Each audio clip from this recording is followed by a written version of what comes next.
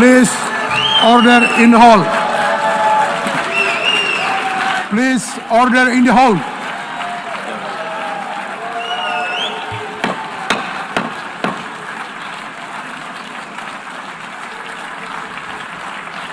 Please order in the hall.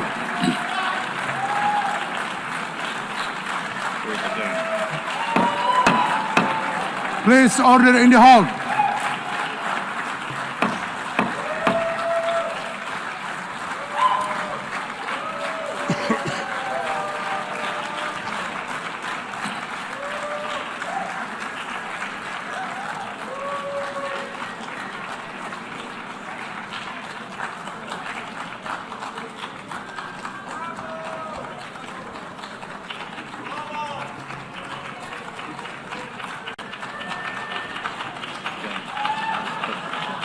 Please order in the hall and please be seated.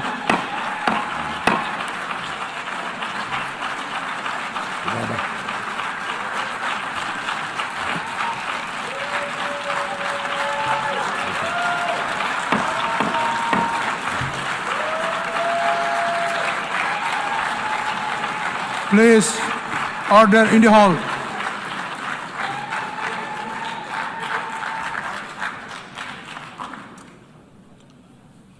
Mr. President,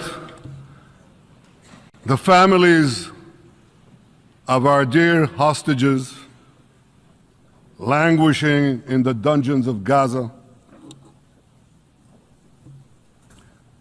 ladies and gentlemen,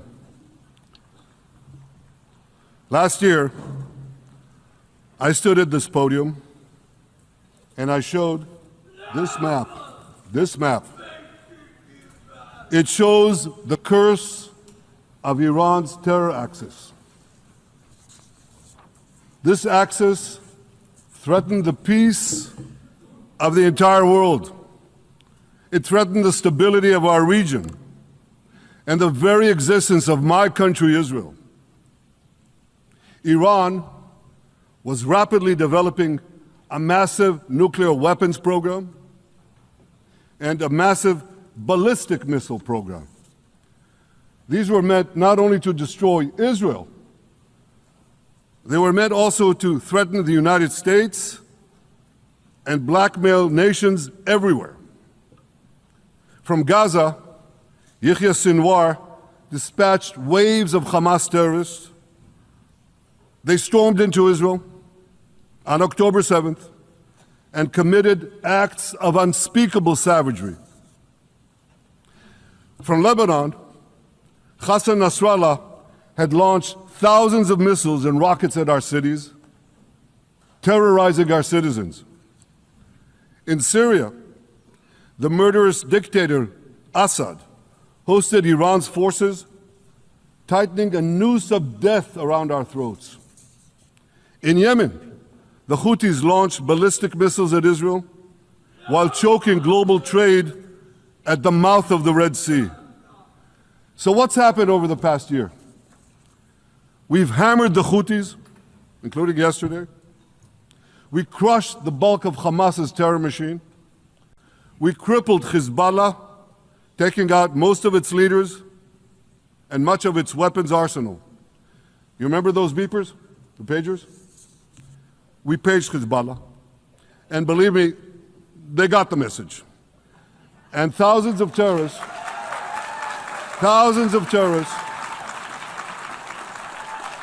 dropped to the ground.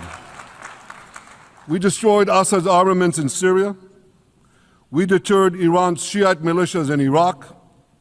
And most importantly, and above anything else that I could say to you or that we did in this past year, in this past decade, we devastated Iran's atomic weapons and ballistic missiles programs.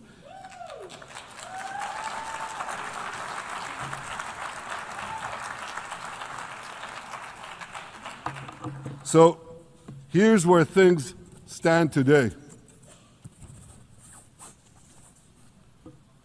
Half the Houthi leadership in Yemen, gone. Yahya Sinwar in Gaza, gone. Hassan Nasrallah in Lebanon, gone. The Assad regime in Syria, gone. Those militias in Iraq, well, they're still deterred. And their leaders, if they attack Israel, will also be gone. And for Iran's top military commanders and its top atomic bomb scientists, well, they're gone too.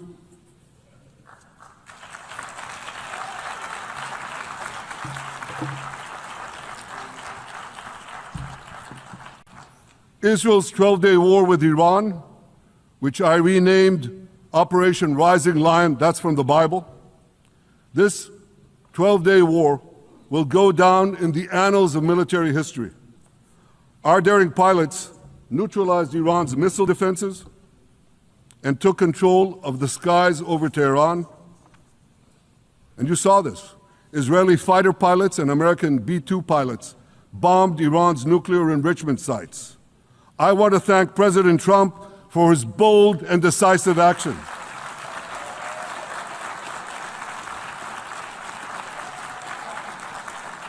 President Trump and I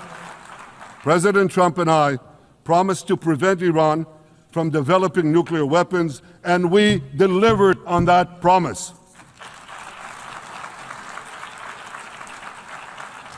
We removed an existential threat to Israel, and a mortal threat to the civilized world.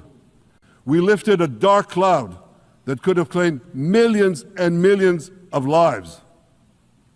But, ladies and gentlemen, we must remain vigilant.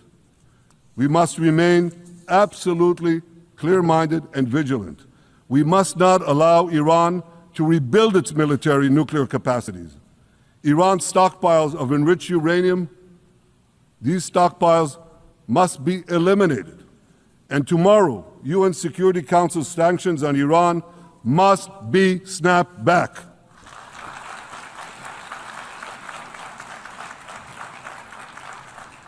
Thanks to the resolve of our people, the courage of our soldiers, and the bold decisions we took, Israel rebounded from its darkest day to deliver one of the most stunning military comebacks in history.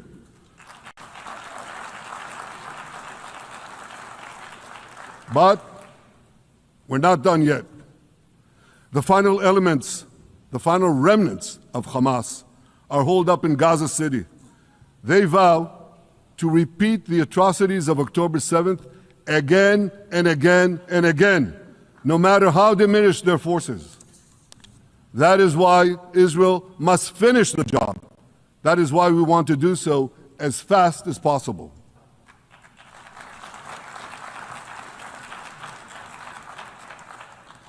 Ladies and gentlemen, much of the world no longer remembers October 7th, but we remember. Israel remembers October 7th.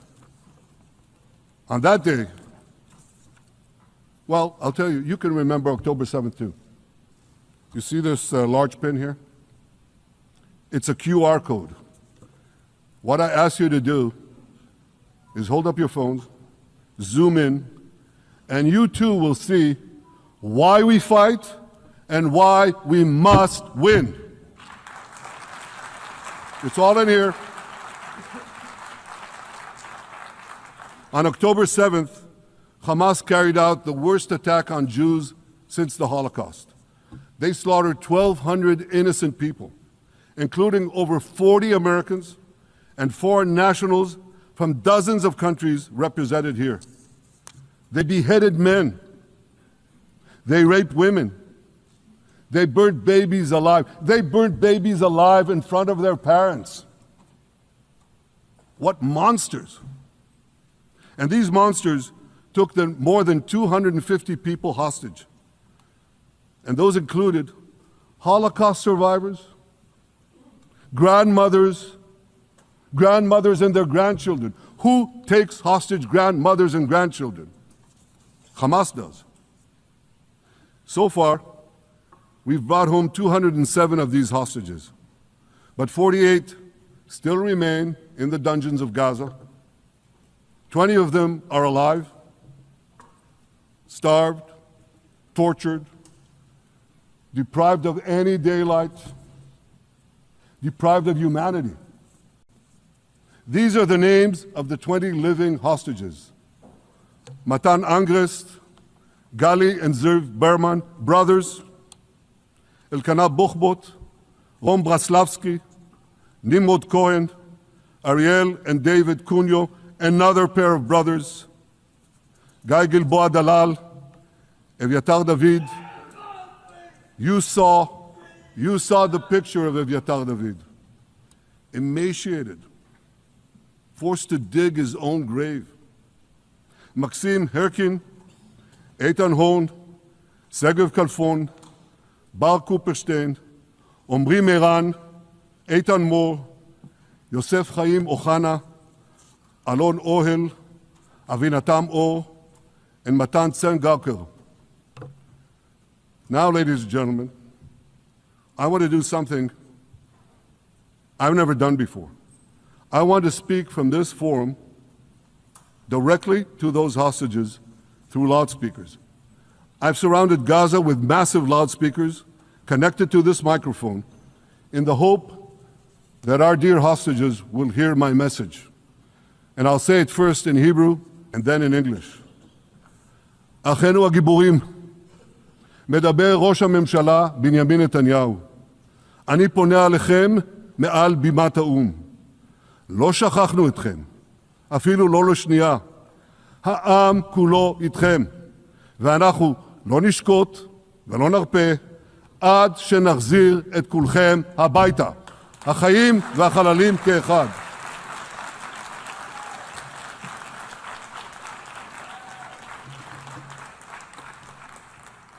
Our brave heroes. This is Prime Minister Netanyahu speaking to you live from the United Nations. We have not forgotten you, not even for a second. The people of Israel are with you. We will not falter and we will not rest until we bring all of you home.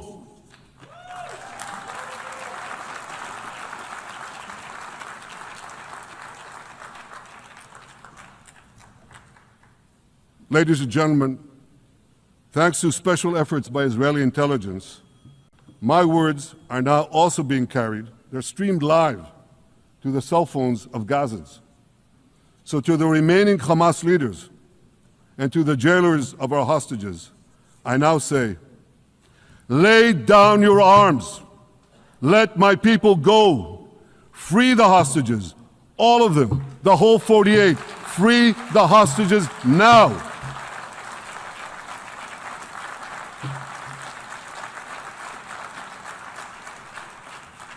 If you do, you will live. If you don't, Israel will hunt you down. Ladies and gentlemen, if Hamas agrees to our demands, the war could end right now. Gaza would be demilitarized, Israel would retain overriding security control, and a peaceful civilian authority would be established by Gazans and others committed to peace with Israel. And of course, you understand that the war in Gaza has affected every Israeli. But I'm sure there are people in New York or in London or in Melbourne and elsewhere who are probably thinking, what does all of this have to do with me? And the answer is everything. Because our enemies are your enemies. So let's do something else first at the UN. Let's do a pop quiz. And raise your hand if you know the answer. Here's the first question. Who shouts death to America? Is it A, Iran, B, Hamas, C, Hezbollah, D, the Houthis, or E, all of the above? All of the above. Correct, all of the above. Second question. Who has murdered Americans and Europeans in cold blood? Is it A, Al-Qaeda, B, Hamas, C, Hezbollah, D, Iran, or E, All of the above. Correct. Again. So here's the point I wanted to make. Our enemies hate all of us with equal venom. They want to drag the modern world back to the past, to a dark age of violence, fanaticism, and terror. I think many of you are already feeling in your own societies the radical Islamist surge. You know, I'm sure you do, you know deep down that Israel is fighting your fight. So I want to tell you a secret. Behind closed doors, many of the leaders who publicly condemn us privately thank us. They tell me how much they value Israel's superb intelligence services that have prevented time and again terrorist attacks in their capitals, time and again saving countless lives. General George Keegan, former head of U.S. Air Force intelligence, once said, "If the United States had to gather on its own the intelligence that Israel gives us, we would have to establish 5 CIAs. 5 CIAs. This past June, when Israel struck Iran's nuclear facilities, German Chancellor Merz admitted the truth. He said, Israel is doing the dirty work for all of us. President Trump understands better than any other leader that Israel and America face a common threat.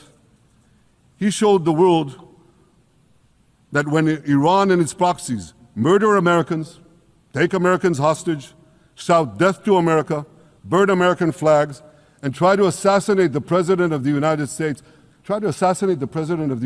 not once, but twice. He showed them there is a price to pay for all that.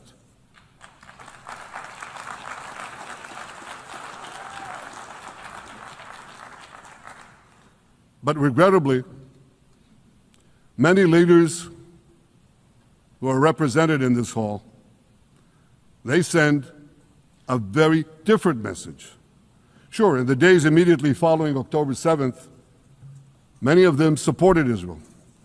But that support quickly evaporated when Israel did what any self-respecting nation would do in the wake of such a savage attack. We fought back. Now just imagine, just sit back for a second and imagine an attack against America proportioned to the attack against Israel on October 7th. Imagine a regime, a terror regime, dispatching thousands of terrorists to invade the United States.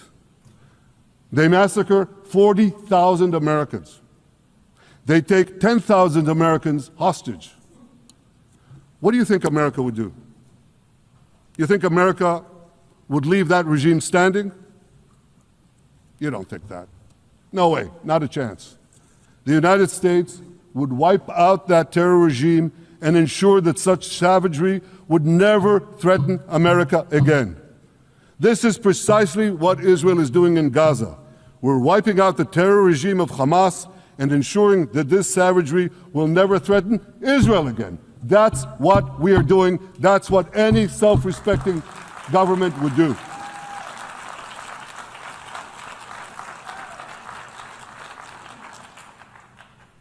Yet, and it's a yet that I'm sorry to say here, yet over time, many world leaders buckled. They buckled under the pressure of a biased media, radical Islamist constituencies, and anti-Semitic mobs. There's a familiar saying, when the going gets tough, the tough get going. Well, for many countries here, when the going got tough, you caved. And here's the shameful result of that collapse.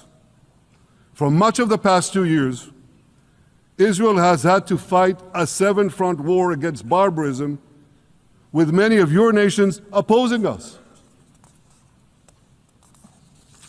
Astoundingly, as we fight the terrorists who murdered many of your citizens, you are fighting us You condemn us, you embargo us, and you wage political and legal warfare, it's called lawfare, against us.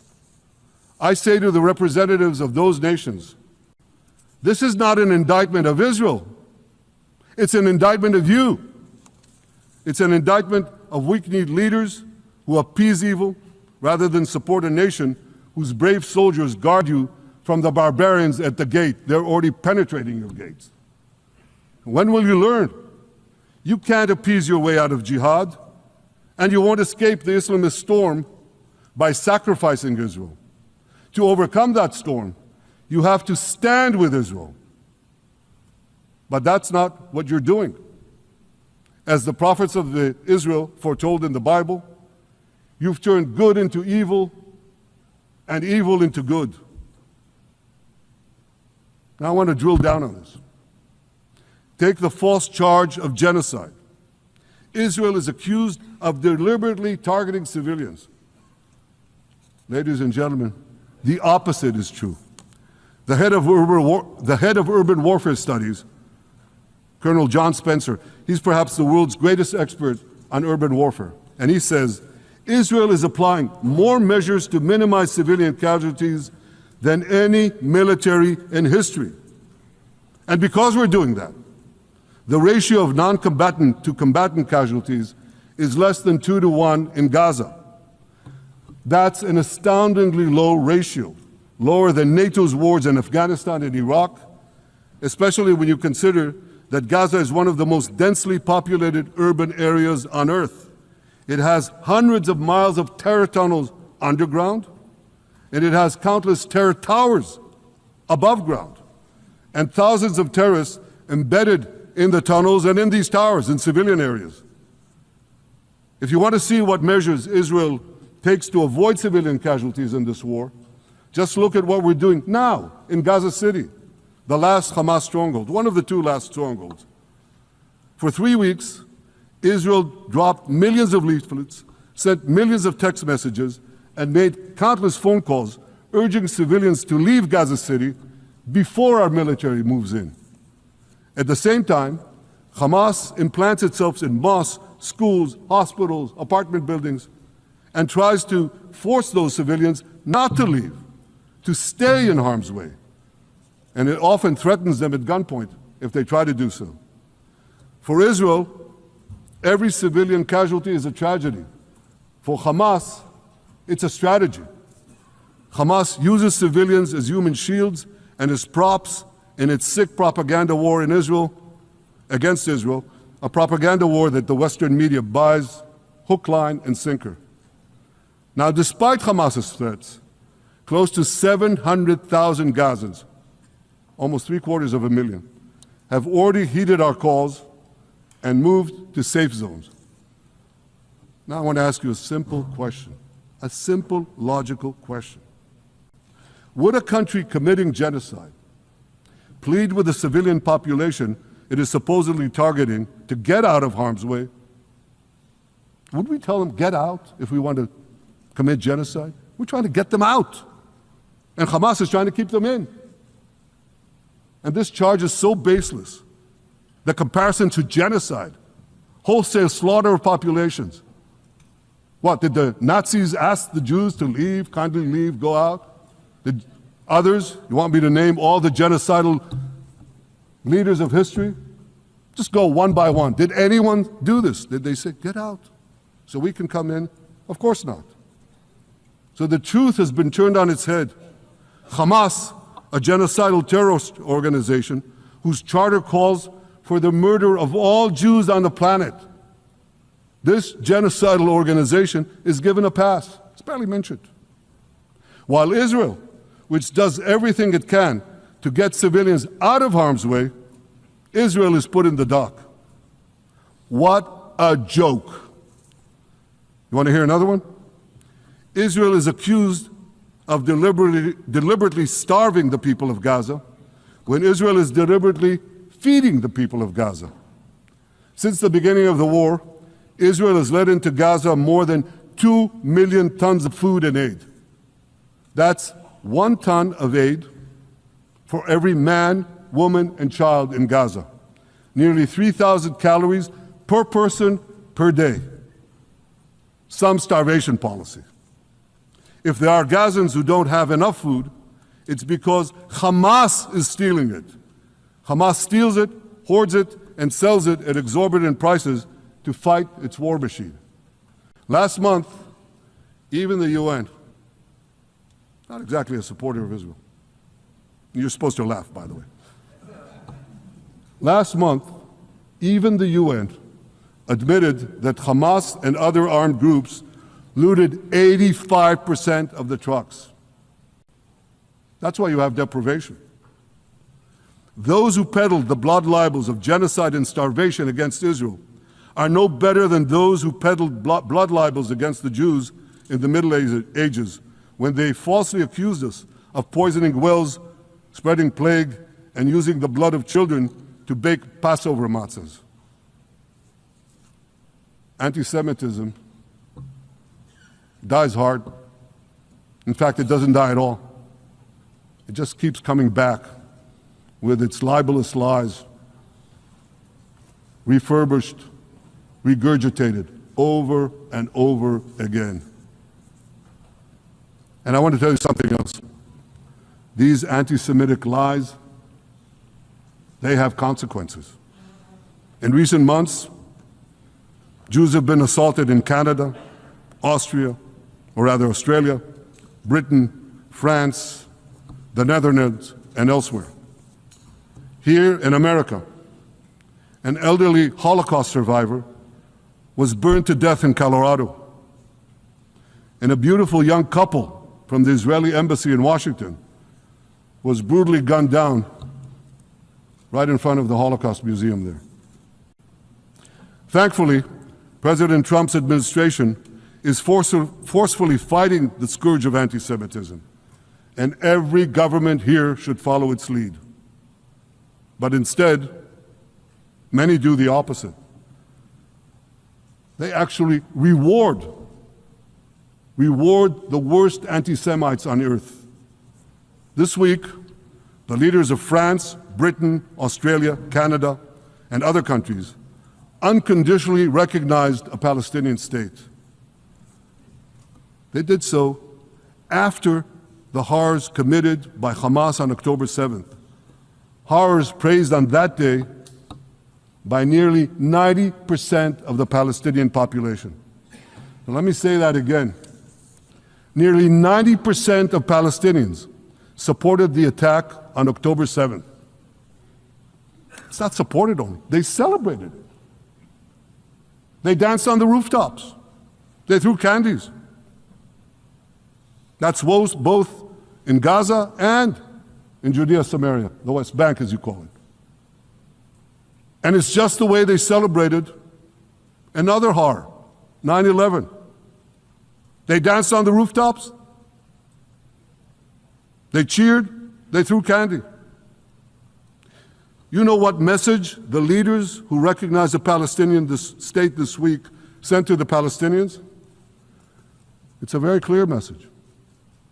Murdering Jews pays off.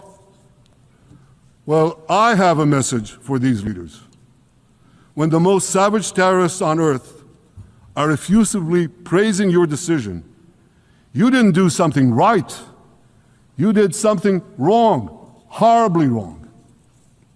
Your disgraceful decision will encourage terrorism against Jews and against innocent people everywhere. It will be a mark of shame on all of you. But wait a minute, Mr. Prime Minister, they tell me.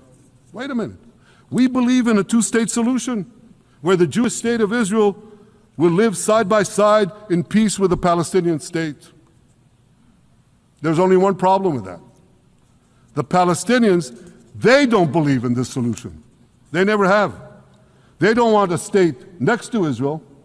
They want a Palestinian state instead of Israel. And that's why every time they were offered a Palestinian state, but were required to end the conflict with Israel and recognize the Jewish state, every time, over the decades, they turned it down. And that is why every time they were given territory, they used it to attack us. In fact, they effectively had a Palestinian state in Gaza. So what did they do with that state? Peace? Coexistence? No. They attacked us time and time again. Totally unprovoked. They fired rockets into our cities. They murdered our children. They turned Gaza into a terror base from which they committed the October 7th massacre. So here's the uncomfortable truth. The persistent Palestinian rejection of a Jewish state in any boundary is what has driven this conflict for over a century. It is still driving it. It's not the absence of a Palestinian state. It's the presence and existence of a Jewish state. And I find it amazing that the foreign chancelleries and the ministries and all those who pontificate about this, and the leaders, how can they not see this basic truth when it is repeated again and again and again ad nauseum? And I want to say something else. This rejection of a Jewish state not only applies to Hamas, it also applies to the so-called moderate Palestinian Authority.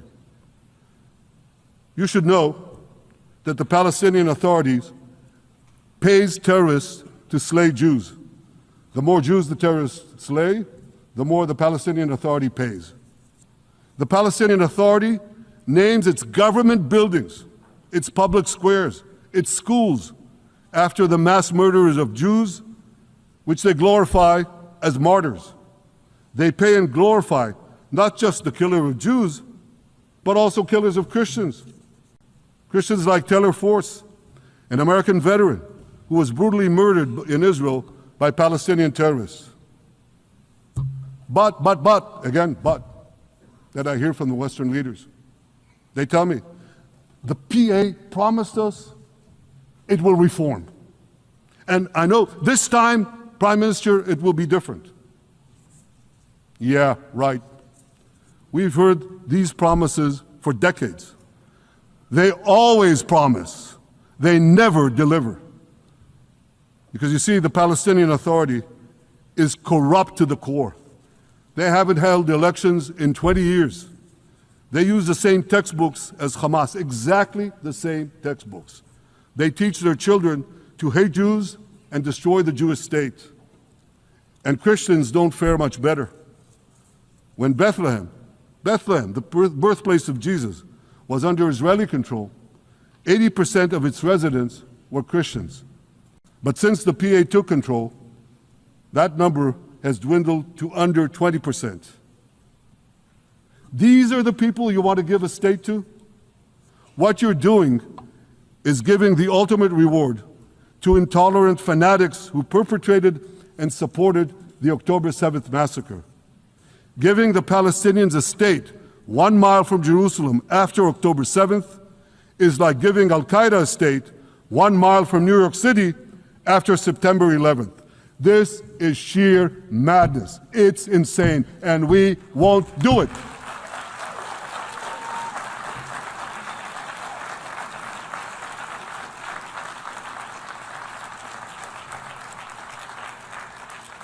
So here's another message to those Western leaders.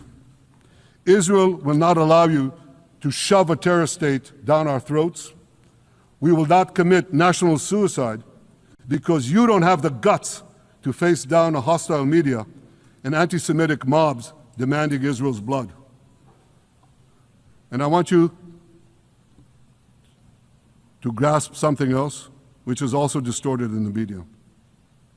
I say this not only in my name or the name of my government, but on behalf of all the people of Israel. Last year, there was a vote in the Knesset, our parliament, whether or not to oppose the imposition of a Palestinian state. You want to guess what the results were? Out of 120 members of our parliament, 99 voted against and only 9 supported. That's over 90%. It's not a fringe group.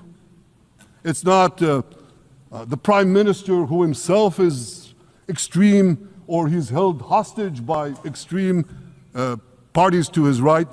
It's over 90% of Israelis. My opposition to a Palestinian state is not simply my policies or my government's policy, it's the policy of the state and people of the State of Israel.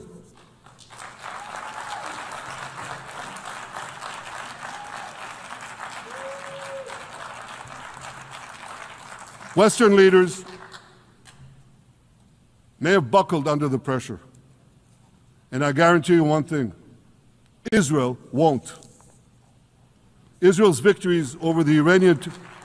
Thank you, I know you won't too, that's good. Israel's victories over the Iranian terror axis have opened up possibilities for peace that were unthinkable 2 years ago. Take Syria. For decades, the very idea of peace between Israel and Syria seemed unimaginable. Well, no more. Today, we have begun serious negotiations with the new Syrian government. I believe an agreement can be reached that respects Syria's sovereignty and protects both Israeli security and the security of the minorities in the region, including the Druze minority. From the founding of Israel, Jews and Druze have been brothers in arms. We have fought together, we've bled together, we built our lives together. When I was a young commander in Israel's Special Forces, my own life was saved by the invaluable advice given to me by a great friend, Salim Shufi, a heroic Druze IDF veteran. And that's why I couldn't sit idly by, nor could Israel sit idly by, while the Druze were being slaughtered by jihadists. And I instructed our forces to stop the massacre, which they promptly did. Peace between Israel and Lebanon is possible as well. I call on the Lebanese government to also begin direct negotiations with Israel. I commend it for its declared aim to disarm Hezbollah. But we need more than words. If Lebanon takes genuine and sustained action to disarm Hezbollah, I'm sure we can achieve a sustainable peace. Of course, until that happens, we will take whatever action we need to defend ourselves and to maintain the conditions of the ceasefire which was established in Lebanon. Our goal is not merely to monitor Hezbollah's actions, but to prevent them from violating the ceasefire and attacking us at any time. But I'm sure that if the Lebanese government persists in its goal of disarming Hezbollah, peace will come very speedily and very readily. Victory over Hezbollah has made peace possible with our two Arab neighbors in the north. Victory over Hamas will make peace possible with nations throughout the Arab and Muslim world. Our victory would lead to a dramatic extension and expansion of the historic Abraham Accords, which President Trump brokered between Arab leaders and myself 5 years ago. And I took note, as I'm sure you did too, of the encouraging words spoken here by the President of Indonesia. This is the country with the largest Muslim population of all nations. And it's also a sign of what could come. Forward-looking Arabs and Muslim leaders know that cooperating with Israel will provide them with groundbreaking Israeli technologies, including in medicine and science, in agriculture and water, in defense and AI, and so many other fields. I believe that in the coming years, the Middle East will look dramatically different. Many of those who wage war on Israel today will be gone tomorrow. Brave peacemakers will take their place. And nowhere will this be more true than in Iran. The long-suffering Iranian people will regain their freedom. They will make Iran great again. And our two ancient peoples,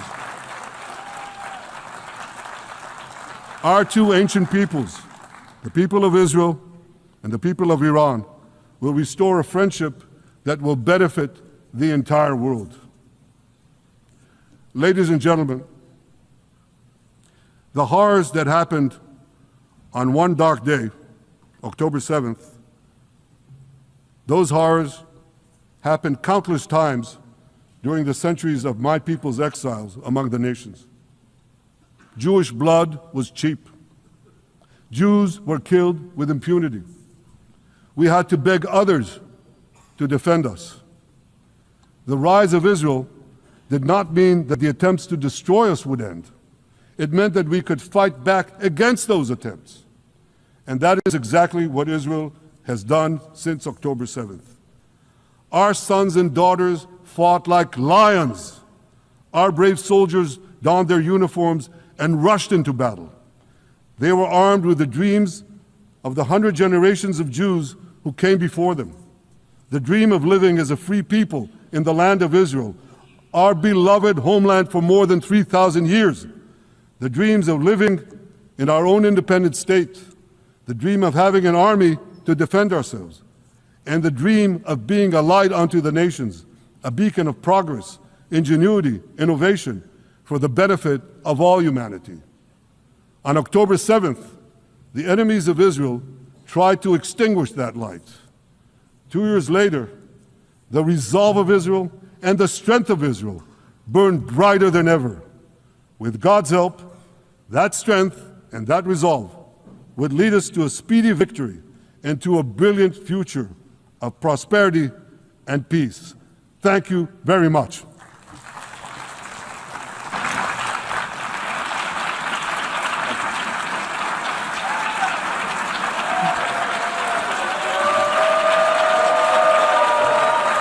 On behalf of the Assembly, I wish to thank the Prime Minister of the State of Israel.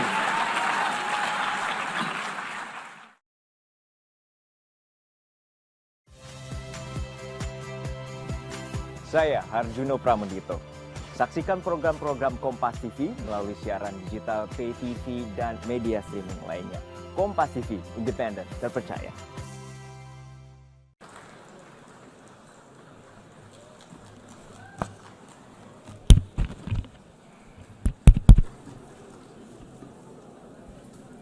His Excellency, Mr. Antonio Guterres, Secretary General of the United Nations, Her Excellency, Madame Annalena Baerbock, President of the United Nations General Assembly,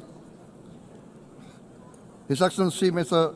Moses Abelian, Under-Secretary General for General Assembly and Management, Excellencies, Heads of States, Heads of Governments, distinguished delegates, ladies and gentlemen. It is indeed a great honor for me to stand in this august General Assembly Hall among leaders and representatives who represent almost all of humanity. We differ in race, religion, and nationality, yet we gather together today as one human family. We are here first and foremost as fellow human beings, each created equal, endowed with unalienable rights to life, liberty, and the pursuit of happiness. The words of the United Nations Declaration of Independence have inspired democratic movements across continents, including the French Revolution, the Russian Revolution, the Mexican Revolution, the Chinese Revolution, and Indonesia's own struggle and journey to freedom. It also gave birth to the Universal Declaration of Human Rights, adopted by the United Nations in 1948. All men are created equal was the creed that opened the way to unprecedented global prosperity and dignity. And yet, in our own era of scientific and technological triumphs, an era capable of ending hunger, poverty, and environmental ruin, we also continue to face today grave dangers, challenges, and uncertainties. Human folly, fueled by fear, racism, hatred, oppression, and apartheid threatens our common future. My country knows this pain. For centuries, Indonesians lived under colonial domination, oppression, and slavery. We were treated less than dogs in our own homeland. We Indonesians know what it means to be denied justice and what it means to live in apartheid, to live in poverty, and to be denied equal opportunity. We also knew what solidarity can do in our struggle for independence, in our fight to overcome hunger, disease, and poverty. The United Nations stood with Indonesia and gave us vital assistance. Decisions made here based on human solidarity by the Security Council and this Assembly gave Indonesia independence, international legitimacy, opened doors, and supported our early development through the efforts of the United Nations Children Fund, the United Nations Food and Agriculture Organization, the FAO, the World Health Organization, and many, many other United Nations institutions. And because of that, Indonesia today stands on the cusp of shared prosperity and greater equality and dignity. Madam President, Excellencies, our world today is driven by conflict, injustice, and deepening uncertainty. Every day we witness suffering, genocide, and blatant disregard for international law and human decency.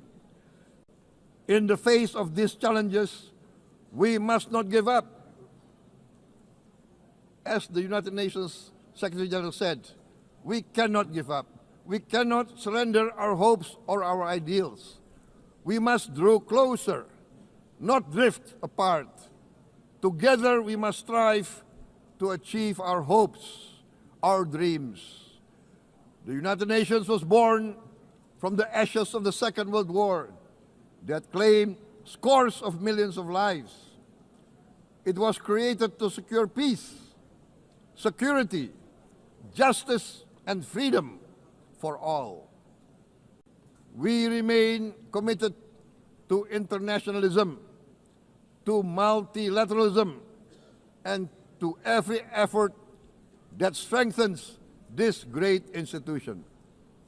Today, Indonesia is nearer than ever before to meeting the sustainable development goals of ending extreme poverty and hunger. Because years ago, this very chamber chose to listen and uphold social and economic justice. We will never forget. And today, we must never be silent while Palestinians are denied that same justice and legitimacy in this very hall. Excellencies, Thucydides warned, the strong do what they can, the weak suffer what they must. We must reject this doctrine. The United Nations exist to reject this doctrine. We must stand for all, the strong and the weak. Might cannot be right. Right must be right. Indonesia today is one of the largest contributors to United Peacekeeping Forces. We believe in the United Nations. We will continue to serve where peace needs guardians, not with just words, but with boots on the ground. If and when the United Nations Security Council and this great assembly decide Indonesia is prepared to deploy 20,000 or even more of our sons and daughters to help secure peace in Gaza or elsewhere, in Ukraine, in Sudan, in Libya, everywhere when the peace needs to be enforced, peace needs to be guarded, we are ready. We will take our share of the burden, not only with our sons and daughters, we are also willing to contribute financially to support the great mission to achieve peace by the United Nations. Madam President, Excellencies, I propose to this Assembly a message of hope and optimism, grounded in action and execution. Today, we heard the speech of Madam President, the President of the United Nations General Assembly. Yes, it is true what she said. Without the International Civil Aviation Organization, will we be here today? Will we sit in this great hall? Without the United Nations, we cannot be safe. No country can feel secure. We need the United Nations, and Indonesia will continue to support the United Nations. Even though we still struggle, but we know the world needs a strong United Nations. The world's population is growing. Our planet is under strain. Food, energy, and water insecurity haunt many nations. We choose to answer these challenges directly at home and to help abroad wherever we can. This year, Indonesia recorded the highest rice production and grain reserves in our history. We are now self-sufficient in rice, and we are starting now to export rice to other nations in need, including providing rice for Palestine. We are building resilient food supply chains, strengthening farmer productivity, investing in climate-smart agriculture to ensure food security for our children and for the children of the world. We are confident in a few years' time, Indonesia will be the granary of the world.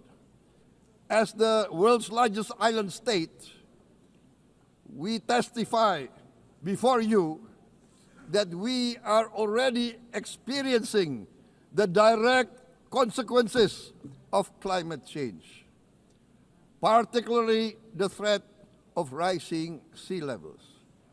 The sea level on the north coast of our capital city is increasing by 5 centimeters every year. Can you imagine in 10 years? Can you imagine in 20 years? For this, we are forced to build a giant seawall, 480 kilometers in length. It will take us maybe 20 years, but we have no choice. We have to start now. Therefore, we choose to confront climate change, not by slogans, but by immediate steps. We are committed to meeting our 2015 Paris Agreement obligations. We aim to achieve net zero emission by 2060, and we are very confident we can achieve net zero emission much earlier. We aim to reforest more than 12 million hectares of degraded forest, to reduce forest degradation, to empower local communities with quality green jobs for the future. Indonesia is shifting decisively from fossil fuel-based development towards renewable-based development. From next year, most of our additional power generation capacity will come from renewables. Our goal is clear: to lift all of our citizens out of poverty and make Indonesia a hub for solutions to food, energy, and water security. Madam President, Excellencies, we live in a time when hatred and violence can seem to be the loudest voices.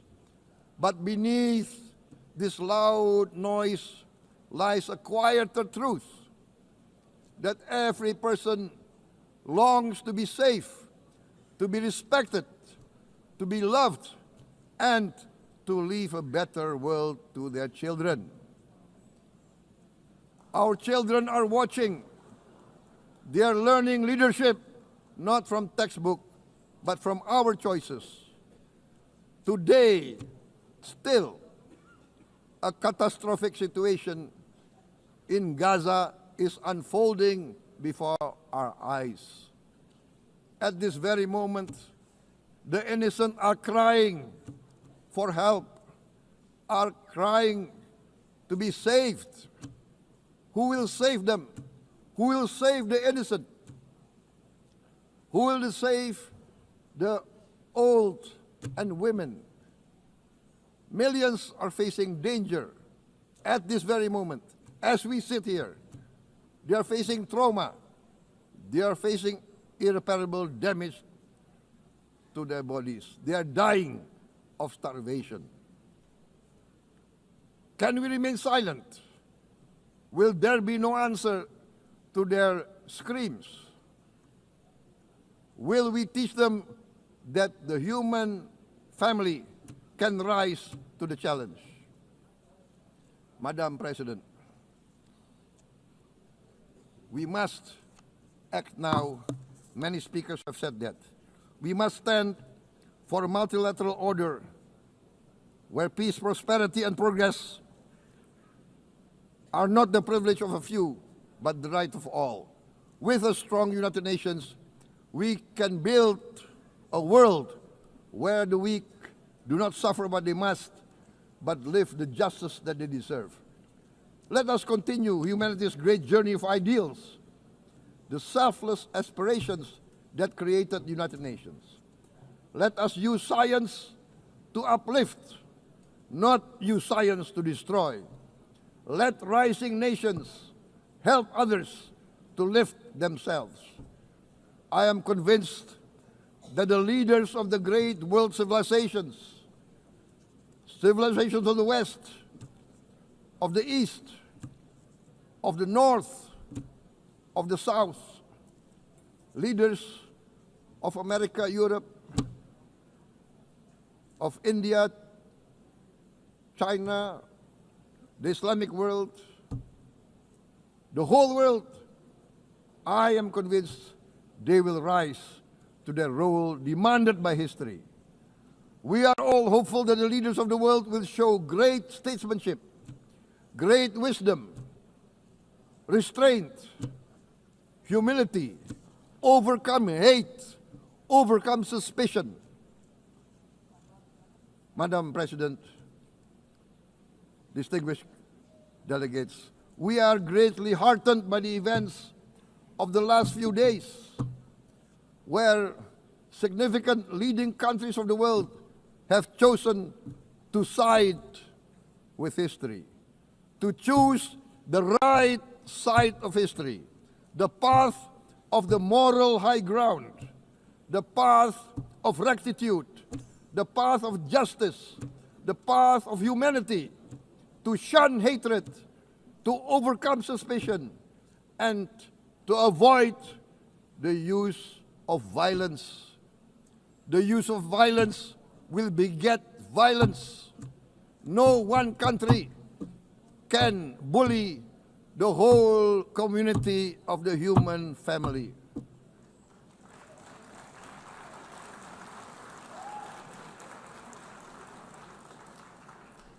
We may be weak individually, but the sense of oppression, the sense of injustice has proven in the history of mankind that this sense of injustice, this sense of oppression will unite into a strong force that will overcome this oppression, that will overcome this injustice. To close, I would like to reiterate again Indonesia's complete support for the two-state solution in Palestine. We must have an independent Palestine, but we must also recognize, we must also respect, and we must also guarantee the safety and security of Israel. Only then we can have real peace, and no longer hate and no longer suspicion. The only solution is this two-state solution. Two descendants of Abraham must live in reconciliation, peace, and harmony. Arabs, Jews, Muslims, Christians, Hindus, Buddhists, all religions, we must live as one human family. Indonesia is committed to being part of making this vision a reality. Is this a dream? Maybe, but this is the beautiful dream that we must work together towards. Let us work towards this noble goal. Let us continue humanity's journey of hope, a journey started by our forefathers, a journey that we must complete. Thank you. Wassalamualaikum warahmatullahi wabarakatuh.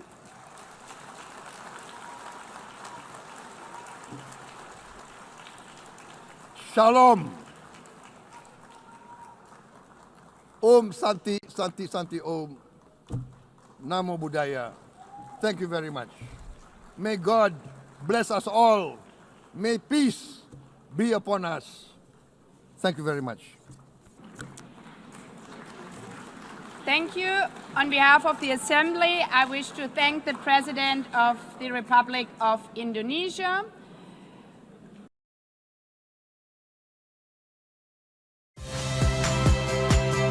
Saya masih tertarikan. Saksikan program-program Kompas TV melalui siaran digital, PBB, dan media streaming lainnya. Kompas TV, independen, terpercaya. Menyampaikan pidatonya di hadapan seluruh peserta yang ikut sidang umum PBB. Kita simak bersama, saudara. Thank you very much. Very much appreciated.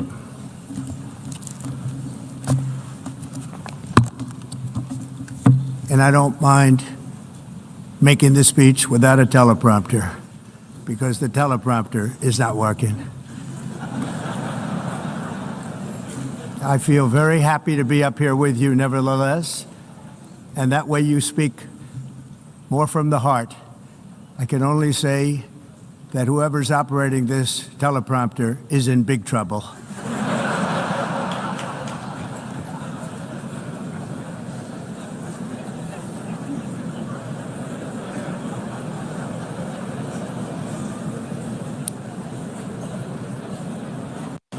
Hello, Madam First Lady. Thank you very much for being here.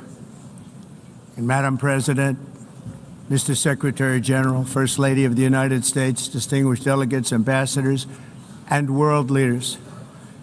6 years have passed since I last stood in this grand hall and addressed a world that was prosperous and at peace in my first term. Since that day, the guns of war have shattered the peace I forged on 2 continents. An era of calm and stability gave way to one of the great crises of our time. And here in the United States, 4 years of weakness, lawlessness, and radicalism under the last administration delivered our nation into a repeated set of disasters. 1 year ago, our country was in deep trouble, but today, just 8 months into my administration, we are the hottest country anywhere in the world, and there is no other country even close. America is blessed with the strongest economy, the strongest borders, the strongest military, the strongest friendships, and the strongest spirit of any nation on the face of the earth. This is indeed the golden age of America. We are rapidly reversing the economic calamity we inherited from the previous administration, including ruinous price increases and record-setting inflation like we've never had before. Under my leadership, energy costs are down, gasoline prices are down, grocery prices are down, mortgage rates are down, and inflation has been defeated. The only thing that's up is the stock market, which just hit a record high. In fact, it hit a record high 48 times in the last short period of time. Growth is surging, manufacturing is booming. The stock market, as I said, is doing better than it's ever done. And all of you in this room benefit by that, almost everybody. And importantly, workers' wages are rising at the fastest pace in more than 60 years. And that's what it's all about, isn't it? In 4 years of President Biden, we had less than $1 trillion of new investment into the United States. In just 8 months since I took office, we have secured commitments and money already paid for $17 trillion. Think of it, 4 years, less than $1 trillion, 8 months, much more than $17 trillion is being invested in the United States, and it's now pouring in from all parts of the world. We've implemented the largest tax cuts in American history and the largest regulation cuts in American history, making this once and again the best country on earth to do business. And many of the people in this room are investing in America, and it's turned out to be an awfully good investment during this 8-month period. In my first term, I built the greatest economy in the history of the world. We had the best economy ever, history of the world. And I'm doing the same thing again, but this time it's actually much bigger and even better. The numbers far surpass my record-setting first term. On our southern border, we have successfully repelled a colossal invasion. And for the last 4 months, and that's 4 months in a row, the number of illegal aliens admitted and entering our country has been 0. Hard to believe, because if you look back just a year ago, it was millions and millions of people pouring in from all over the world, from prisons, from mental institutions, drug dealers. All over the world they came. They just poured into our country with the ridiculous open border policy of the Biden administration.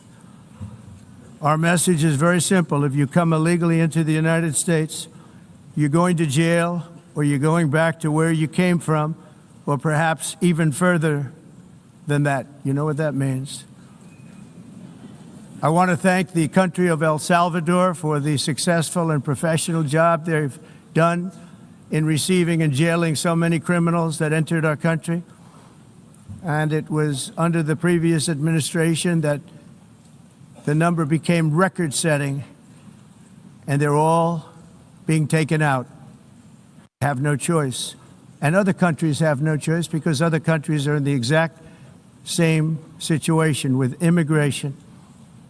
It's destroying your country, and you have to do something about it.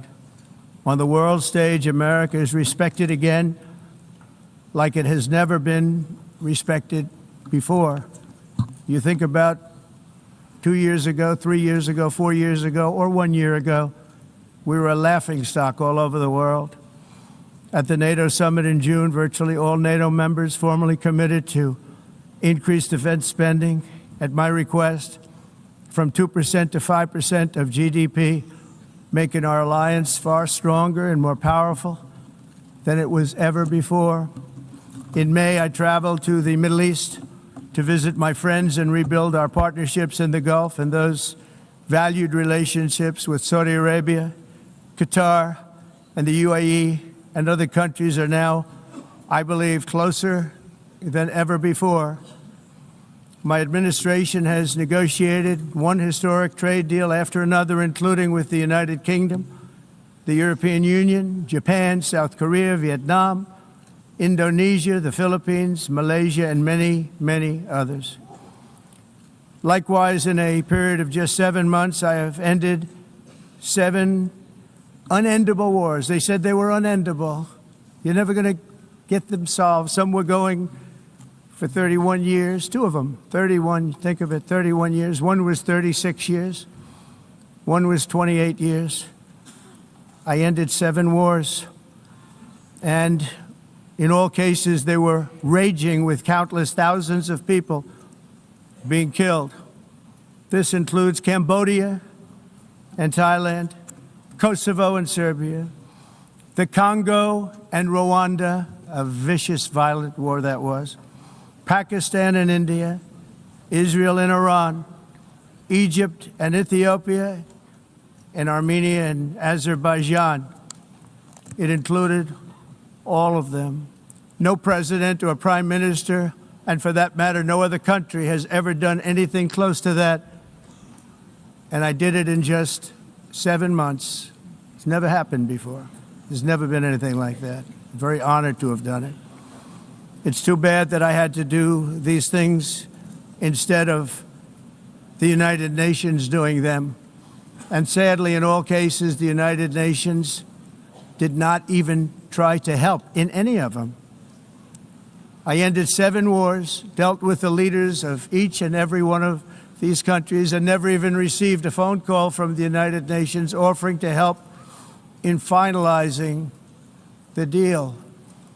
All I got from the United Nations was an escalator that on the way up stopped right in the middle. If the First Lady wasn't in great shape, she would have fallen, but she's in great shape. We're both in good shape. We both stood. And then a teleprompter that didn't work. These are the 2 things I got from the United Nations, a bad escalator and a bad teleprompter. Thank you very much. And by the way, it's working now. It just went on. Thank you. I think I should just do it the other way. It's easier. Thank you very much. I didn't think of it at the time because I was too busy working to save millions of lives. That is the saving and stopping of these wars. But later I realized that the United Nations wasn't there for us. They weren't there. I thought of it really after the fact, not during these negotiations, which were not easy. That being the case, what is the purpose of the United Nations? The UN has such tremendous potential. I've always said it. It has such tremendous, tremendous potential, but it's not even coming close to living up to that potential. For the most part, at least for now, all they seem to do is write a really strongly worded letter and then never follow that letter up. It's empty words, and empty words don't solve war. The only thing that solves war and wars is action. Now, after ending all of these wars and also earlier negotiating the Abraham Accords, which is a very big thing for which our country received no credit, never receives credit. Everyone says that I should get the Nobel Peace Prize for each one of these achievements. But for me, the real prize will be the sons and daughters who live to grow up with their mothers and fathers, because millions of people are no longer being killed in endless and unglorious wars. What I care about is not winning prizes, it's saving lives. We saved millions and millions of lives with the 7 wars. And we have others that we're working on, and you know that. Many years ago, a very successful real estate developer in New York, known as Donald J. Trump, I bid on the renovation and rebuilding of this very United Nations complex. I remember it so well. I said at the time that I would do it for $500 million, rebuilding everything. It would be beautiful. I used to talk about, I'm going to give you marble floors. They're going to give you terrazzo. I'm going to give you the best of everything. You're going to have mahogany walls. They're going to give you plastic. But they decided to go in another direction, which was much more expensive at the time. which actually produce a far inferior product. And I realized that they did not know what they were doing when it came to construction, and that their building concepts were so wrong, and the product that they were proposing to build was so bad and so costly. It was going to cost them a fortune. And I said, and wait till you see the overruns. Well, I turned out to be right. They had massive cost overruns and spent between $2 and $4 billion on the building and did not even get the marble floors that I promised them. You walk on terrazzo, do you notice that? As far as I'm concerned, frankly, looking at the building and getting stuck on the escalator, they still haven't finished the job. They still haven't finished. That was years ago. The project was so corrupt that Congress actually asked me to testify before them on the tremendous waste of money, because it turned out that they had no idea what it was, but they knew it was anywhere between $2 and $4 billion as opposed to $500 million with a guarantee. But they had no idea, and I said it cost much more than $5 billion. Unfortunately, many things in the United Nations are happening just like that, but on an even much bigger scale, much, much bigger. Very sad to see. Whether the UN can manage to play a productive role, I've come here today to offer the hand of American leadership and friendship to any nation in this assembly that is willing to join us in forging a safer, more prosperous world. And it's a world that we'll be much happier with. A dramatically better future is within our reach. But to get there, we must reject the failed approaches of the past and work together to confront some of the greatest threats in history. There is no more serious danger to our planet today than the most powerful and destructive weapons ever devised by man, of which the United States, as you know, has many. Just as I did in my first term, I've made containing these threats a top priority, starting with the nation of Iran. My position is very simple. The world's #1 sponsor of terror can never be allowed to possess the most dangerous weapon. That's why, shortly after taking office, I sent the so-called Supreme Leader a letter making a generous offer. I extended a pledge of full cooperation in exchange for a suspension of Iran's nuclear program. The regime's answer was to continue their constant threats to their neighbors and U.S. interests throughout the region, and some great countries that are right nearby. Today, many of Iran's former military commanders in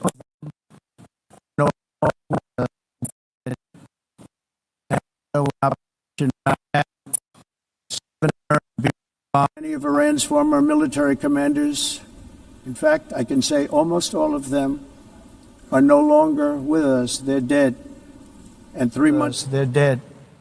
And 3 months ago, in Operation Midnight Hammer, 7 American B-2 bombers dropped the 14 30,000-pound each bombs on Iran's key nuclear facilities, totally obliterating everything.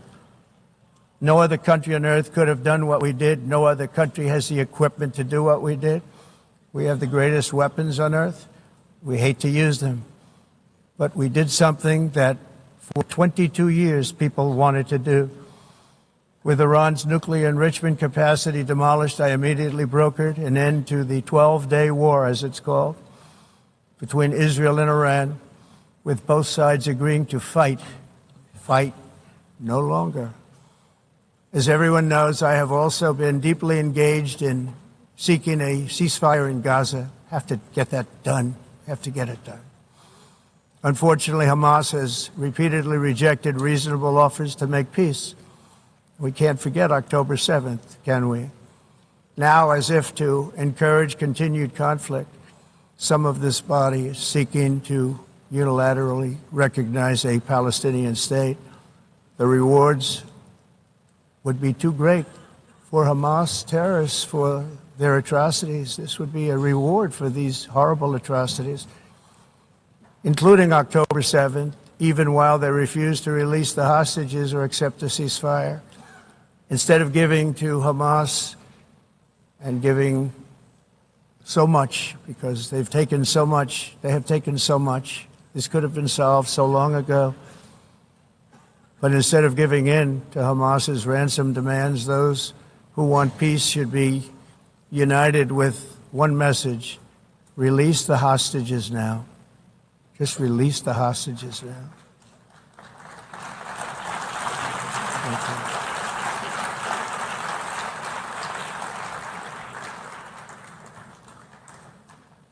Thank you. As we have got to come together, and we will come together, got to get it done. We have to stop the war in Gaza immediately. We have to stop it. We have to get it done. We have to negotiate. Immediately have to negotiate peace. We got to get the hostages back. We want all 20 back. We don't want 2 and 4. As you know, I got, along with Steve Witkoff and others that helped us, Marco Rubio, we got most of them back. We were involved in all of them. But I always said the last 20 are going to be the hardest, and that's exactly what happened. We have to get them back now. We don't want to get back 2, and then another 2, and then 1, and then 3. Have this process. No, we want them all back, and we want the actually 38 dead bodies back too. Those parents came to me, and they want them back, and they want them back very quickly and very badly. As though they were alive, they want them. They want them every bit as much as if their son or daughter were alive. I've also been working relentlessly, stopping the killing in Ukraine. I thought that would be, of the 7 wars that I stopped, I thought that would be the easiest because of my relationship with President Putin, which had always been a good one. I thought that was going to be the easiest one. But, you know, in war, you never know what's going to happen. There are always lots of surprises, both good and bad. Everyone thought Russia would win this war in 3 days, but it didn't work out that way. It was supposed to be just a quick little skirmish. It's not making Russia look good. It's making them look bad. No matter what happens from here on out, this was something that should have taken a matter of days, certainly less than a week. And they've been fighting for 3.5 years and killing anywhere from 5,000 to 7,000 young soldiers, mostly soldiers, on both sides, every single week, from 5,000 to 7,000 dead young people, and some in cities, much smaller numbers, where rockets are shot, where drones are dropped. This war would never have started if I were president. This was a war that should have never happened. It shows you what leadership is, what bad leadership can do to a country. Look what happened to the United States, and look where we are right now in just a short period of time. The only question now is how many more lives will be needlessly lost on both sides. China and India are the primary funders of the ongoing war by continuing to purchase Russian oil. But inexcusably, even NATO countries have not cut off much Russian energy and Russian energy products, which, as you know, I found out about 2 weeks ago, and I wasn't happy. Think of it. They're funding the war against themselves. Who the hell ever heard of that one? In the event that Russia is not ready to make a deal to end the war, then the United States is fully prepared to impose a very strong round of powerful tariffs, which would stop the bloodshed, I believe, very quickly. But for those tariffs to be effective, European nations, all of you are gathered here right now, would have to join us in adopting the exact same measures. I mean, you're much closer to the city. We have an ocean in between. You're right there. And Europe has to step it up. They can't be doing what they're doing. They're buying oil and gas from Russia while they're fighting Russia. It's embarrassing to them, and it was very embarrassing to them when I found out about it, I can tell you that. But they have to immediately cease all energy purchases from Russia. Otherwise, we're all wasting a lot of time. So I'm ready to discuss this. We're going to discuss it today with the European nations, all gathered here. I'm sure they're thrilled to hear me speak about it, but that's the way it is. I like to speak my mind and speak the truth as we seek to reduce the threat of dangerous weapons today, I'm also calling on every nation to join us in ending the development of biological weapons once and for all. And biological is terrible, and nuclear is even beyond, and we include nuclear in that. We want to have a cessation of the development of nuclear weapons. We know, and I get to view it all the time. Sir, would you like to see? And I look at weapons that are so powerful that we just can't ever use them. If we ever use them, the world literally might come to an end. There would be no United Nations to be talking about. There would be no nothing. Just a few years ago, reckless experiments overseas gave us a devastating global pandemic. Yet despite that worldwide catastrophe, many countries are continuing extremely risky research into bioweapons and man-made pathogens. This is unbelievably dangerous. To prevent potential disasters, I'm announcing today that my administration will lead an international effort to enforce biological weapons convention, which is going to be meeting with the top leaders of the world by pioneering an AI verification system that everyone can trust. Hopefully the UN can play a constructive role, and it will also be one of the early projects under AI. Let's see how good it is, because a lot of people are saying it could be one of the great things ever, but it also can be dangerous, but it can be put to tremendous use and tremendous good, and this would be an example of that. Not only is the UN not solving the problems it should, too often, it's actually creating new problems for us to solve. The best example is the #1 political issue of our time, the crisis of uncontrolled migration. It's uncontrolled. Your countries are being ruined. The United Nations is funding an assault on Western countries and their borders.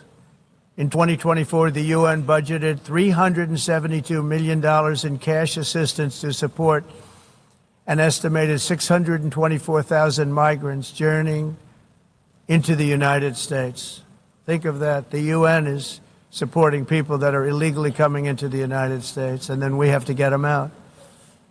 The UN also provided food, shelter, transportation, and debit cards to illegal aliens. Can you believe that? On the way to infiltrate our southern border. Millions of people came through that southern border. Just a year ago, millions and millions of people were pouring in, 25 million altogether over the 4 years of the incompetent Biden administration. And now we have it stopped, totally stopped. In fact, they're not even coming anymore because they know they can't get through. But what took place is totally unacceptable. The UN is supposed to stop invasions, not create them and not finance them.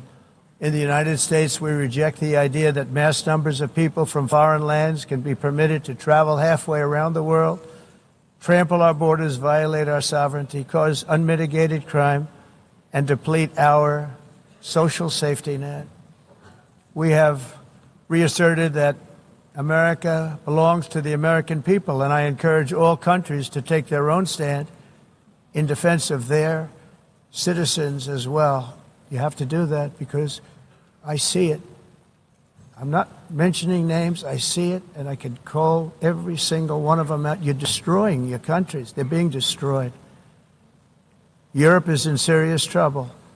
They've been invaded by a force of illegal aliens like nobody's ever seen before. Illegal aliens are pouring into Europe. Nobody's doing anything to change it, to get them out. It's not sustainable. And because they choose to be politically correct, they're doing just absolutely nothing about it. And I have to say, I look at London, where you have a terrible mayor, terrible mayor. And it's been so changed. Now they want to go to Sharia law. But you're in a different country. You can't do that. Both the immigration and their suicidal energy ideas will be the death of Western Europe if something is not done immediately. This cannot be sustained. What makes the world so beautiful is that each country is unique. But to stay this way, every sovereign nation must have the right to control their own borders. You have the right to control your borders, as we do now, and to limit the sheer numbers of migrants entering their countries and paid for by the people of that nation that were there and that built that particular nation at the time. They put their blood, sweat, tears, money into that country, and now they're being ruined. Proud nations must be allowed to protect their communities and prevent their societies from being overwhelmed by people they have never seen before, with different customs, religions, with different everything. Where migrants have violated laws, lodged false asylum claims, or claimed refugee status for illegitimate reasons, they should, in many cases, be immediately sent home. And while we will always have a big heart for places and people that are struggling and truly compassionate, answers will be given. We have to solve the problem, and we have to solve it in their countries, not create new problems in our countries. And we are very helpful to a lot of countries that are just not able to send their people anymore. They used to send them to us in caravans of 25,000, 30,000 people each. These massive caravans of people pouring into our country, totally unchecked and unvetted. But not anymore. According to the Council of Europe, in 2024, almost 50% of inmates in German prisons were foreign nationals or migrants. In Austria, the number was 53% of the people in prisons were from places that weren't from where they are now. In Greece, the number was 54%, and in Switzerland, beautiful Switzerland, 72% of the people in prisons are from outside of Switzerland. When your prisons are filled with so-called asylum seekers who repaid kindness, and that's what they did, they repaid kindness with crime, it's time to end the failed experiment of open borders. You have to end it now. See, I can tell you. I'm really good at this stuff. Your countries are going to hell. In America, we've taken bold action to swiftly shut down uncontrolled migration. Once we started detaining and deporting everyone who crossed the border and removing illegal aliens from the United States, they simply stopped coming. They're not coming anymore. We're getting a lot of credit, but they're not coming anymore. This was a humanitarian act for all involved, because on the trips up, thousands of people a week were dying. Women were being raped. Nobody's ever seen anything like it. Raped, horribly beaten, raped. On the trip up, the journey up, it was a long walk. It was a long, arduous journey, indeed. And it was also a historic victory against human trafficking throughout the region. What we did was a victory, and we saved so many lives of people that wouldn't make the journey. That journey was loaded up with death. Loaded up with death. Dead bodies all along the roads of jungles to get up. They go through jungles, they go through areas so hot you couldn't breathe. They were dying of suffocation, areas so hot that you couldn't breathe. Dead bodies all over. By them not coming, we're saving tremendous numbers of lives.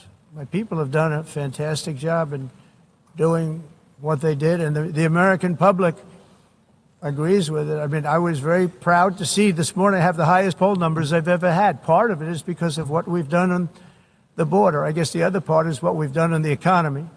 Joe Biden's policies empowered murderous gangs, human smugglers, child traffickers, drug cartels, and prisoners from all over the world.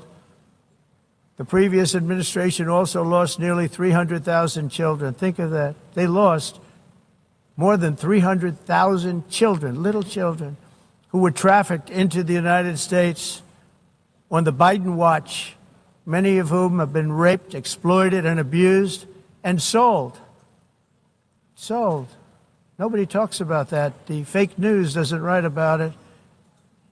With many others, young children who are missing or dead. And we found a lot of these children, and we're sending them back, and we've been sending them back to their parents. They said, nobody knows who they are. They said, where do you come from? And they'll give us a country, and we'll find out, and we'll figure it out, and we'll bring them back to their homes. And the mother and father rush to the door, and there are tears in their eyes. They can't believe that they're seeing their son or daughter, their little son or daughter again. We've done almost 30,000 of them so far. Any system that results in the mass trafficking of children is inherently evil. Yet that is exactly what the globalist migration agenda has done, and it's what it's all about. In America, those days, as you know, are over. The Trump administration is working, and we are continuing to work to track down the villains that are causing this problem, and also, as I said, to get back the 30,000 we've already returned. Now I think we're going to have another. We're going to find a lot. You're not going to find all of them. 300, more than 300,000. They're lost or they're dead. They're lost or they're dead because of the animals that did this. To protect our citizens, I've also designated multiple savage drug cartels as far as and you see this, and you see it happening right before your eyes. Let's put it this way. People don't like taking big loads of drugs in boats anymore. There aren't too many boats that are traveling on the seas by Venezuela. They tend not to want to travel very quickly anymore. And we've virtually stopped drugs coming into our country by sea. We call them the water drugs. They kill hundreds of thousands of people. I've also designated multiple savage drug cartels as far as foreign terrorist organizations, along with two bloodthirsty transnational gangs, probably the worst gangs anywhere in the world, MS-13 and Tren de Aragua. Tren de Aragua is from Venezuela, by the way. Such organizations torture, maim, mutilate, and murder with impunity. They're the enemies of all humanity. For this reason, we've recently begun using the supreme power of the United States military to destroy Venezuelan terrorists and trafficking networks led by Nicolas Maduro. To every terrorist thug smuggling poisonous drugs into the United States of America, please be warned that we will blow you out of existence. That's what we're doing. We have no choice. Can't let it happen. They're destroying. I believe we lost 300,000 people last year to drugs, 300,000. Fentanyl and other drugs. Each boat that we sink carries drugs that would kill more than 25,000 Americans. We will not let that happen. Energy is another area where the United States is now thriving like never before. We're getting rid of the falsely named renewables. By the way, they're a joke. They don't work. They're too expensive. They're not strong enough to fire up the plants that you need to make your country great. The wind doesn't blow. Those big windmills are so pathetic and so bad, so expensive to operate. And they have to be rebuilt all the time, and they start to rust and rot. Most expensive energy ever conceived, and it's actually energy. You're supposed to make money with energy, not lose money. You lose money, the governments have to subsidize. You can't put them out without massive subsidies. And most of them are built in China, and I give China a lot of credit. They build them, but they have very few wind farms. So why is it that they build them and they send them all over the world, but they barely use them? You know what they use? Coal. They use gas. They use almost anything, but they don't like wind. But they sure as hell like selling the windmills. Europe, on the other hand, has a long way to go, with many countries being on the brink of destruction because of the green energy agenda. And I give a lot of credit to Germany. Germany was being led down a very sick path, both on immigration, by the way, and on energy. They were going green, and they were going bankrupt. And the new leadership came in, and they went back to where they were, with fossil fuel and with nuclear, which is good. It's now safe. And you can do it properly. But they went back to where they were, and they opened up a lot of different plants, energy-producing plants, and they're doing well. I give Germany a lot of credit for that. They've said this is a disaster, what's happening. They were going all green. All green is all bankrupt. That's what it represents. And it's not politically correct. I'll be very badly criticized for saying it, but I'm here to tell the truth. I don't care. It doesn't matter to me. I'm in New York City. I'm feeling a lot safer. Crime, we're getting crime down. And by the way, speaking of crime, Washington, D.C. Washington, D.C. was the crime capital of America. Now it's a totally, after 12 days, it's a totally safe city. Everyone's going out to dinner. They're going out to restaurants. Your wife can walk down the middle of the street with or without you. Nothing's going to happen. My people have done a fantastic job. And yes, I called in the National Guard, and the National Guard took care of business. And they weren't politically correct, but they took care of business. We got 1,700 career criminals out, brought them back to where they came from, the countries where they came from, or put them in jails. Washington, D.C. is now a totally safe city again, and I welcome you to come. In fact, we'll have dinner together at a local restaurant, and we'll be able to walk. We don't have to go by an armor-plated vehicle. We'll walk right over there from the White House. They've given up their powerful edge, a lot of the countries that we're talking about, in oil and gas, such as essentially closing the great North Sea oil. Oh, the North Sea, I know it so well. Aberdeen was the oil capital of Europe, and there's tremendous oil that hasn't been found in the North Sea. Tremendous oil. And I was with the Prime Minister I respect and like a lot, and I said, you're sitting with the greatest asset. They essentially closed it by making it so highly taxed that no developer, no oil company can go there. They have tremendous oil left, and more importantly, they have tremendous oil that hasn't even been found yet. And what a tremendous asset for the United Kingdom. And I hope the Prime Minister is listening, because I told it to him 3 days in a row. That's all he heard. North Sea oil, North Sea, because I want to see them do well.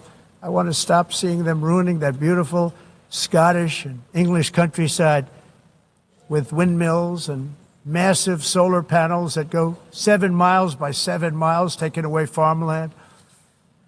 But we're not letting this happen in America. In 1982, the executive director of the United Nations Environmental Program predicted that by the year 2000, climate change would cause a global catastrophe. He said that it will be irreversible, as any nuclear holocaust would be. This is what they said at the United Nations. What happened? Here we are. Another UN official stated in 1989 that within a decade, entire nations could be wiped off the map by global warming. Not happening. You know, it used to be global cooling. If you look back years ago in the 1920s and the 1930s, they said, global cooling will kill the world. We have to do something.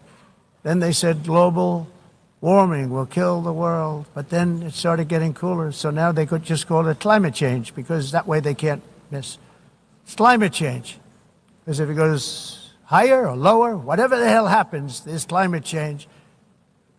It's the greatest con job ever perpetrated on the world, in my opinion. Climate change, no matter what happens, you're involved in that. No more global warming, no more global cooling, all of these predictions made by the United Nations and many others, often for bad reasons, were wrong. They were made by stupid people that have cost their countries fortunes and given those same countries no chance for success. If you don't get away from this green scam, your country is going to fail. And I'm really good at predicting things, you know. They actually said during the campaign, they had a hat, the best-selling hat. Trump was right about everything. And I don't say that in a braggadocious way, but it's true. I've been right about everything. And I'm telling you that if you don't get away from the green energy scam, your country is going to fail. And if you don't stop people that you've never seen before, that you have nothing in common with, your country is going to fail. I'm the President of the United States, but I worry about Europe. I love Europe. I love the people of Europe. And I hate to see it being devastated by energy and immigration. This double-tailed monster destroys everything in its wake, and they cannot let that happen any longer. You're doing it because you want to be nice. You want to be politically correct, and you're destroying your heritage.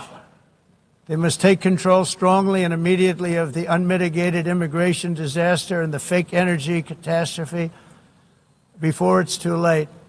The carbon footprint is a hoax made up by people with evil intentions, and they're heading down a path of total destruction. You know, the carbon footprint, it was a big, big thing a few years ago. I remember hearing about the carbon footprint, and then President Obama would get into Air Force One, a massive Boeing 747, and not a new one, an old one with old engines that spew everything into the atmosphere. He'd talk about the carbon footprint, we must do so. Then he'd get in and he'd fly from Washington to Hawaii to play a round of golf. And then he'd get back onto that big, beautiful plane and he'd fly back and he'd talk about, again, global warming and the carbon footprint. It's a con job. At extreme cost and expense, Europe reduced its own carbon footprint by 37%. Think of that. Congratulations, Europe. Great job. You cost yourself a lot of jobs, a lot of factories closed, but you reduced the carbon footprint by 37%. However, for all of that sacrifice and much more, it's been totally wiped out and then some by a global increase of 54%. Much of it coming from China and other countries that are thriving around China, which now produces more CO2 than all the other developed nations in the world. So all of these countries are working so hard on the carbon footprint, which is nonsense, by the way. It's nonsense. You know, it's interesting. In the United States, we have still radicalized environmentalists, and they want the factories to stop. Everything should stop. No more cows. We don't want cows anymore. I guess they want to kill all the cows. They want to do things that are just unbelievable, and you have it too. But you know, we have a border, strong, and we have a shape, and that shape doesn't just go straight up. That shape is amorphous when it comes to the atmosphere. And if we had the most clean air, and I think we do, we have very clean air. We have the cleanest air we've had in many, many years. But the problem is that other countries, like China, which has air that's a little bit rough, it blows. And no matter what you're doing down here, the air up here tends to get very dirty because it comes in from other countries where their air isn't so clean. And the environmentalists refuse to acknowledge that. Same thing with garbage. In Asia, they dump much of their garbage right into the ocean. And over about a 1 week and 2 week journey, it flows right past Los Angeles. You've seen it. Massive amounts of garbage, almost too much to do anything about, flowing past Los Angeles, past San Francisco. And then somebody will get in trouble because he dropped a cigarette on the beach. The whole thing is crazy. The primary effect of these brutal green energy policies has not been to help the environment, but to redistribute manufacturing and industrial activity from developed countries that follow the insane rules that are put down to polluting countries that break the rules and are making a fortune. They're making a fortune. European electricity bills are now 4 to 5 times more expensive than those in China, and 2 to 3 times higher than the United States. And our bills are coming way down. You probably see that our gasoline prices are way down. You know, we have an expression, drill. Nós reduzimos os custos de energia porque nós faremos, como a expressão, vamos fazer tudo isso. 100 heat-related deaths annually, that's a lot. Europe loses more than 175,000 people to heat deaths each year because the costs are so expensive you can't turn on an air conditioner. What is that all about? That's not Europe. That's not the Europe that I love and know. All in the name of pretending to stop the global warming hoax. The entire globalist concept of asking successful industrialized nations to inflict pain on themselves and radically disrupt their entire societies must be rejected completely and totally, and it must be immediate. That's why in America I withdrew from the fake Paris Climate Accord, where, by the way, America was paying so much more than every country. Others weren't paying. China didn't have to pay until 2030. Russia was given an old standard that was easy to meet, a 1990 standard. For the United States, we're supposed to pay like $1 trillion. And I said, this is another scam. The fact is, the United States has been taking $1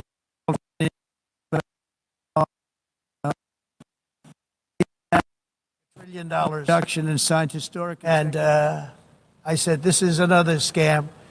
The fact is, the United States has been taken advantage of by the world for many, many years, but not any longer, as you probably noticed. I unleashed massive energy production and signed historic executive orders to hunt for oil, but we don't have to do much hunting because we have the most oil of any nation, anywhere, oil and gas in the world. And if you add coal, we have the most of any nation in the world. Clean, I call it clean, beautiful coal. You can do things today with coal that you couldn't have done 10 years ago, 15 years. So I have a little standing order in the White House. Never use the word coal, only use the words clean, beautiful coal. Sounds much better, doesn't it? But we stand ready to provide any country with abundant, affordable energy supplies if you need them, when most of you do. We're proudly exporting energy all over the world. We're now the largest exporter. In the United States, we want trade and robust commerce with all nations, everybody. We want to help nations. We're going to help nations. But it must also be fair and reciprocal. The challenge with trade is much the same with climate. The countries that followed the rules, all their factories have been plundered. It's really sad to watch. They've been broken. They've been broken by countries that broke the rules. That's why the United States is now applying tariffs to other countries, and much as these tariffs were for many years applied to us, uncontrollably applied to us. We've used tariffs as a defense mechanism under the Trump administration, including my first term, where hundreds of billions of dollars in tariffs were taken in. And by the way, we had the lowest inflation, and now we have very low inflation. The only thing different is that we have hundreds of billions of dollars flowing into our country. But this is how we will ensure that the system works for everyone and is sustainable into the future. We're also using tariffs to defend our sovereignty and security throughout the world, including against nations that have taken advantage of former U.S. administrations for decades, including the most corrupt, incompetent administration in history, the sleepy Joe Biden administration.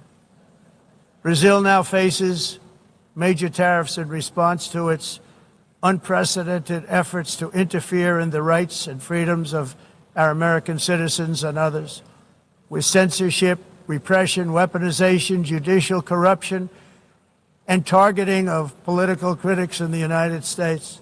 I have a little problem saying this because I must tell you, I was walking in and the leader of Brazil was walking out. We saw him and I saw him, he saw me, and we embraced. And then I'm saying, can you believe I'm going to be saying this in just 2 minutes? But we actually agreed that we would meet next week. We didn't have much time to talk, like about 20 seconds. They were in retrospect, I'm glad I waited because this thing didn't work out too well. But we did talk. We had a good talk, and we agreed to meet next week, if that's of interest. But he seemed like a very nice man, actually. He liked me, I liked him. But if you, and I only do business with people I like. When I don't like them, I don't like them. But we had, at least for about 39 seconds, we had excellent chemistry. It's a good sign. But also in the past, Brazil, can you believe this, unfairly tariffed our nation, but now because of our tariffs, we are hitting them back, and we're hitting them back very hard. As president, I will always defend our national sovereignty and the rights of American citizens. So I'm very sorry to say this, that Brazil is doing poorly and will continue to do poorly. They can only do well when they're working with us. Without us, they will fail, just as others have failed. It's true. Next year, the United States will celebrate the 250th anniversary of our glorious independence, a testament to enduring power and American freedom and spirit. We will also be proudly hosting the 2026 FIFA World Cup, and shortly thereafter the 2028 Olympics, which is going to be very exciting. I hope you all come. I hope that countless people from all over the globe will take part of these will be great celebrations of liberty and human achievement, and that together we all can rejoice in the miracles of history that began in July 4th, 1776, when we founded the light to all nations. And it's something really that an amazing thing came out of that date. It's called the United States of America. In honor of this momentous anniversary, I hope that all countries who find inspiration in our example will join us in renewing our commitment, values, and those values really that we hold so dear. Together, let us defend free speech and free expression. Let us protect religious liberty, including for the most persecuted religion on the planet today. It's called Christianity. And let us safeguard our sovereignty and cherish qualities that have made each of our nations so special, incredible, and extraordinary. In closing, I just want to repeat that immigration and the high cost of so-called green renewable energy is destroying a large part of the free world and a large part of our planet. Countries that cherish freedom are fading fast because of their policies on these two subjects. You need strong borders and traditional energy sources if you are going to be great again. Whether you have come from north or south, east or west, near or far, every leader in this beautiful hall today represents a rich culture, a noble history, and a proud heritage that makes each nation majestic and unique, unlike anything else in human history or any other place on the face of the earth. From London to Lima, from Rome to Athens, from Paris to Seoul, from Cairo to Tokyo and Amsterdam to right here in New York City, we stand on the shoulders of the leaders and legends, generals and giants, heroes and titans who won and built our beloved nations, all of our nations, with their own courage, strength, spirit, and skill. Our ancestors climbed mountains, conquered oceans, crossed deserts, and trekked over wide open plains. They charged into thunderous battles, plunged into grave dangers, and they were soldiers and farmers and workers and warriors and explorers and patriots.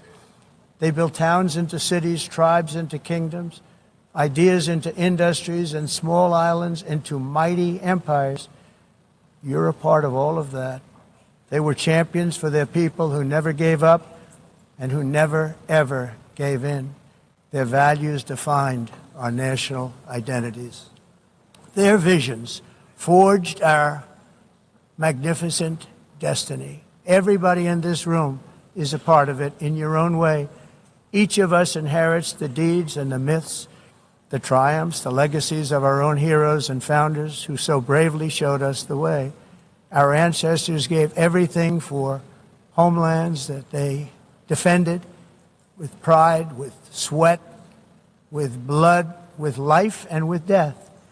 Now the righteous task of protecting the nations that they built belongs to each and every one of us.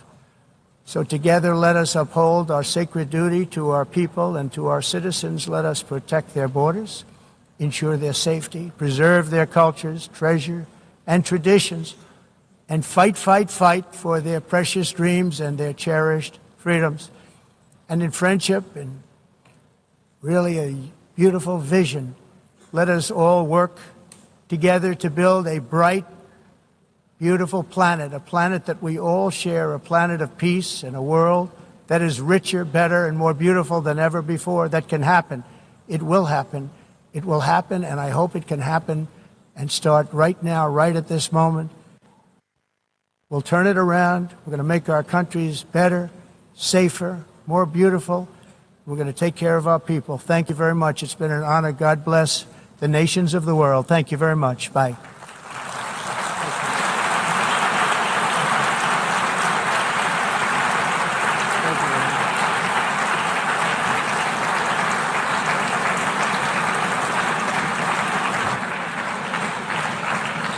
On behalf of the Assembly, I wish to thank the President of the United States. Ya, saudara, saya Rahmat Ibrahim memandu Anda di Breaking News Kompas TV. Ini dia yang Anda saksikan adalah bagaimana jalannya Sidang Umum ke-80 PBB yang dilaksanakan di New York, Amerika Serikat. Tadi kita simak bersama bagaimana paparan pidato yang disampaikan oleh Presiden Amerika Serikat Donald Trump sebagai urutan kedua setelah tadi yang pertama ada Presiden Brasil Lula da Silva yang menyampaikan pidatonya yang pertama. Kemudian juga tadi kita simak bagaimana di urutan kedua ada Presiden Amerika Serikat Donald Trump yang tadi membahas